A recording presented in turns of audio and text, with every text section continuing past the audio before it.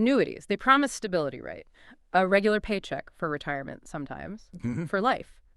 But here's something we need to stress right up front. For anyone looking to secure that future income, when you buy an annuity, you are not just signing a contract. You are making a commitment that is incredibly difficult and often, impossible to undo. So for you, the investor, understanding all the fine print isn't just helpful, it's absolutely mandatory, all because of the legal finality of the purchase. That concept, that word finality, that is really the central theme for this deep dive. Annuity contracts are serious legal agreements. They're basically insurance policies, and they require absolute due diligence. Yeah. And while they share some principles with, say, segregated fund contracts, that attention to detail from your agent, there's a crucial distinction, Hmm. especially for the payout annuity. Okay. Once the contract is issued, it is legally binding. The core principle here is commitment, and that means you can't just rescind the contract later to get a refund. All right, let's unpack that rigidity because we're looking at two very different types of contracts here. The payout annuity, which gives you income now, and the accumulation annuity, which is for saving up for later. How do those two purposes translate into fundamentally different legal agreements? Well, the payout annuity is the uncompromising one. It outlines a commitment for a specific term, or often for the rest of your life. The annuity rate you're quoted, the one that determines your income, it's fixed for that entire duration. Which is great for security. Tremendous security, but also absolute rigidity. Once that commitment starts, virtually no changes can be made. The one exception, and this is really important for estate planning, is that you can usually still change the beneficiary. That is incredibly rigid. So if I buy a payout annuity and, I don't know, a week later I regret it, I'm just stuck. Is there any kind of off-ramp at all once the ink is dry? There is one, and your agent has to confirm if it applies. It's called a free look period. If the insurer offers it, it's a very narrow window, maybe 10 to 20 days. During that time, the investor can cancel the annuity and get a full refund, Okay, so there is a small window. a very small one. But if that period expires, or if the insurer didn't offer one in the first place, that finality kicks in immediately. Wow. It sounds like the financial version of signing an unbreakable lease. So if the payout contract is all about rigid income, the accumulation annuity must be more flexible, right? More focused on growth. Exactly. The accumulation annuity contract is all about the investment mechanism leading up to that payout phase. It details how the interest is calculated on your deposits, and importantly, it includes rules about the market value adjustment, or MVA. Wait, okay, let's quickly define MVA. That's a piece of jargon that can really trip people up. Yeah, MVA just stands for market value adjustment. In a non-registered accumulation annuity, if you decide to surrender the policy early, the MVA rules basically govern how the insurer adjusts your surrender value. It's all based on how interest rates have shifted since you first invested. So if rates have gone up. If rates have gone up a lot, the MVA might actually penalize your payout because the insurer is stuck holding your funds at a lower rate. It's a mechanism that protects them from massive early withdrawals when rates move unexpectedly. And these documents aren't just boilerplate, are they? They can be customized. They can, but only through formal written amendments or addendums. These are always prepared by the insurer and then signed by you, the investor. They're typically used to waive a specific provision or sometimes just to correct a critical error or an omission in the original application. Okay, digging into the mechanics of that finality, let's talk about rates. When you're quoted a rate for an immediate annuity, that rate is only guaranteed for a specific period of time, right? While the insurer waits for your money. If that premium arrives late, after that short guarantee expires, the income is calculated on the rate that's in effect on the day the premium is received. That time sensitivity is so critical, and it really underscores the immense duty of the agent who has to move quickly and accurately. The agent's role here, it's not just to sell a product, it's to be a fiduciary guide. They have an absolute duty to make sure you understand exactly what to expect, what restrictions apply. They have to answer every question clearly. And if they're uncertain about anything, they need to contact their manager or the insurer for clarification. That's how they provide exemplary service. That sets a high standard for the professional, but the investor has obligations too. What are the two non-negotiable requirements the investor has to satisfy to get this done? The investor, first, has to assist the agent by providing all the required information accurately for the application form. And second, they have to fund the contract promptly. For a payout annuity, that means defining the exact payment schedule and account details. For an accumulation annuity, it means you need to commit to a specific investment term. Let's talk about the application itself. It sounds like this is maybe the most vulnerable point in the whole process for the investor. These forms vary widely. Some are multi-page, others use attachments, and the wording is never uniform. It's a total paperwork minefield, which is why the agent and investor have to review definitions together to make sure they're on the same page. And here's the absolute most crucial rule for the agent. Do not rush. They have to manage their time so the application is completed with the investor right there in one sitting. The source material is so adamant that the agent must never take a partially completed application away to fill in the missing details alone. Why is that specific rule so heavily enforced by regulators? It's all about integrity. The investor has to be fully aware and truthful about every single piece of information being submitted. That application is the legal foundation of the contract. If errors happen, and they do, there are compliance procedures. For printed forms, both you and the agent have to initial the change right next to the correction. And for online forms? For online, it's cleaner. You just delete and replace the error. Yeah. But that demands extreme attention before you hit send. But there's one thing you can't do, a prohibited action that guarantees failure. And it really goes to the core of the contract's foundation. That's right. Neither the agent nor the investor can modify, cancel, or waive any question on the application. If you try to cross out a question or claim it doesn't apply, you run the risk of voiding the entire thing. The application has to be complete, as written. Okay, so given the finality of the contract and all these strict rules about the application, regulators demand a separate document, the reason why letter. If the client has already signed the application, why do we need this mandatory letter? This is maybe the most critical document for protecting both the investor and the agent. The reason why letter is prepared and reviewed with you when the application is submitted. Its purpose is not to confirm that it's been issued. It's to serve as the agent's paper trail.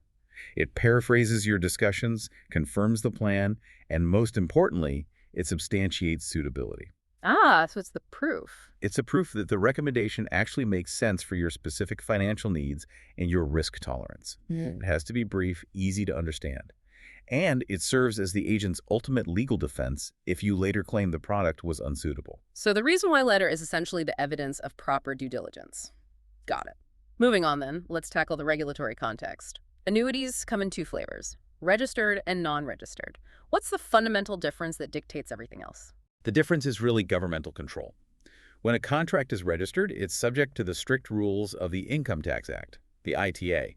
This governs everything from minimum payment requirements and withholding tax to the age at which income has to begin. And the massive implication here is that all payments from registered contracts are fully taxable in the year they're made. Because the original contribution was usually tax deductible. Exactly, or tax sheltered. And what about non-registered contracts? Are they just free from oversight? Not at all, no. They aren't subject to the ITA rules on contribution limits or tax deferral, but they're still governed by the rules of the issuing insurer. The key financial piece here is how they're taxed. They can be taxed in one of two ways, prescribed or accrual. Okay, let's break that down because that's where the financial strategy really comes in. What's the difference between prescribed and accrual taxation? In a prescribed annuity, which is usually the preferred option, the taxation is level. The interest component of each payment is spread evenly over the life of the annuity, so you pay roughly the same amount of tax on that interest portion every single year. An accrual. With an accrual annuity, the interest component is front-loaded. You pay more tax in the earlier years of the contract and less in the later years. Prescribed taxation helps level out your annual tax bill. Let's talk funding. We know investors can use cash, but often they're transferring existing savings. Instead of just rattling off a list of acronyms, what are the, say, three major categories of funds people use? Yeah, they generally fall into three buckets. First, you've got regular savings, things like personal investment accounts, GICs, TFSAs, stocks, mutual funds. Second is non-locked-in registered savings, which is primarily your RRSPs and RIFs. And third, locked-in pension funds. That includes accounts like LIRAs, LIFs, and RPPs. The complexity really depends on which bucket the money is coming from. Let's use our examples from the material to show the tax impact. Louise is 62. She gets a $45,000 severance package. She uses it to buy a registered immediate life annuity. What are the tax implications of that strategy? Louise's agent did a great move here. They deposited the $45,000 into an RRSP first to maximize the benefit. This meant her contribution was tax deductible in the year she made it. Right. However, because she established a registered annuity, every single payment she receives as income The principal and the interest will be fully taxable in her hands, just as the ITA requires. The tax was deferred, not eliminated. Okay, then we have Sam. He's also 62. He's moving money he already holds in an RRSP at a broker into a registered accumulation annuity just to stabilize his investments. Sam's scenario is different because he's just transferring funds between two registered accounts.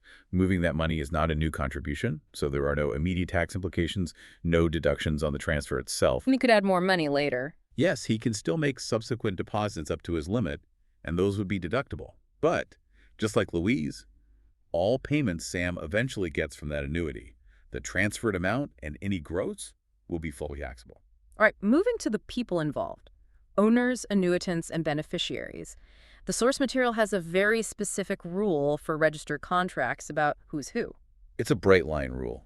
If the annuity is registered, the owner and the annuitant must be the same person. This is really to make sure the CRA can properly track the tax liability. The owner also has the practical duty of, providing evidence of the annuitant's age to the insurer. And this gets more complex when you have two people involved in a joint annuity. How does that structure affect when a death benefit actually gets paid out? So in a joint annuity, you name two annuitants, Oh. the annuitant and the joint or co-annuitant. The beneficiary gets nothing until the death of the second joint annuitant. And even then, they only get something if the contract was structured with a guarantee period in the first place. So that guarantee period, that period of guaranteed payments, even if the annuitant dies, that's what determines if a beneficiary can even be named at all. Exactly. Think of it this way. If there's no guarantee period, the insurance ends the moment the last person dies, no matter how soon that is. The contract is just a mechanism for lifetime income, not a death benefit vehicle.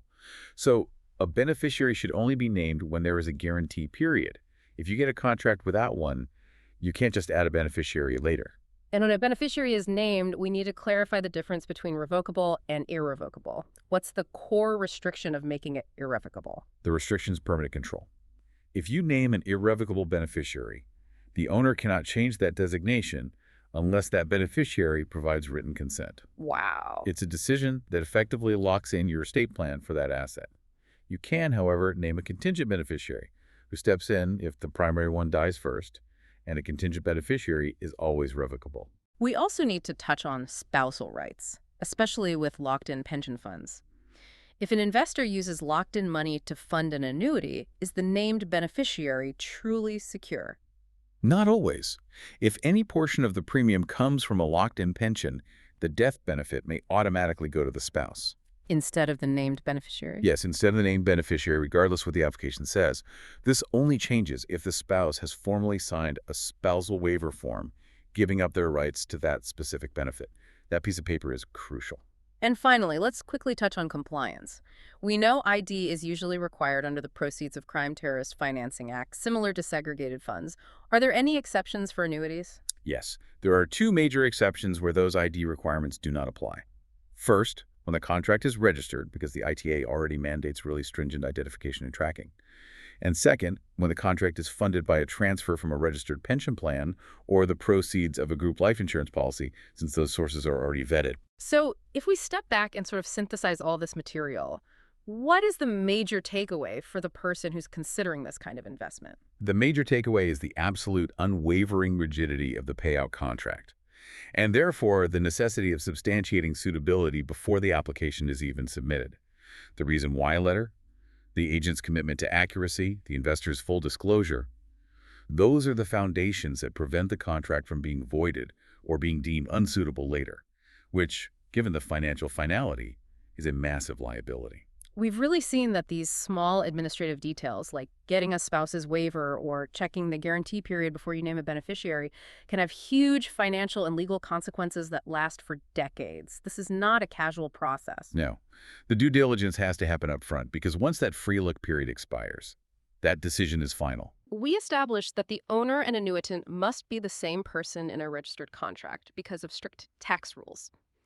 Now, let's take that concept of control and finality to its extreme. We've seen how inflexible the payout annuity is once it's issued. What does that finality truly mean for your long-term estate planning?